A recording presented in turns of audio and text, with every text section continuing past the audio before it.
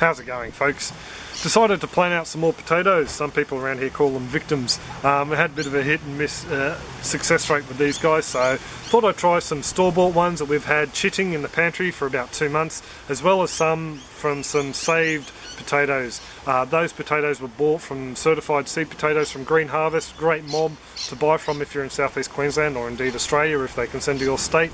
Nothing against seed potatoes, just being a little bit frugal this time round. So this potato here has got a couple of eyes on it, as you can see, and what a lot of people would do is they take this spud, cut it down the middle, and then they'd have 2 sections to go and plant out in the patch.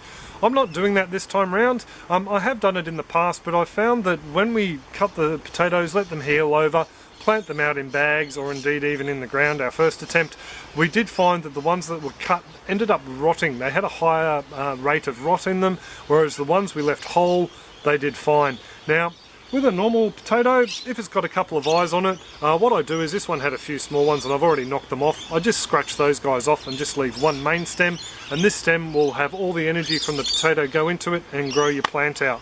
So that's pretty much all what I'm doing this time round.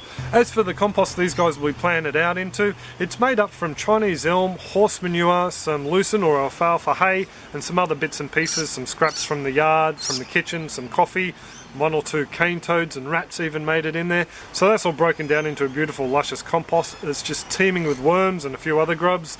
So that's pretty much what I'll be planting these guys into. We'll go up the side of the house, we'll have a bit of a look and we'll get cracking. So we're out here down the side of the house, just to let you know, north is roughly that way. So in the southern hemisphere, coming into winter now, while we're in autumn or fall, the sun will be coming through on this angle as it arcs through the sky. So these potatoes will get a lot of warmth.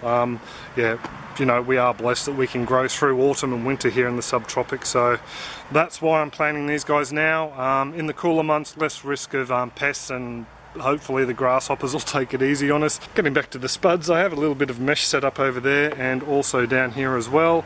This is where I'll be putting the root pouches. So this time round I'm using root pouches. I'm using a 7-gallon one. It's around about 30 litres, and just going to see how they go with the spuds. I've used plastic bags and just normal pots before. So I've got some sweet potatoes growing in these guys at the moment. They actually need to be harvested this week, so see how they go with the root crops when I pull them out. But yeah, from what I've seen online, they should do alright. Now in the base of this, I am adding in round about 6 inches or 15 centimetres of compost.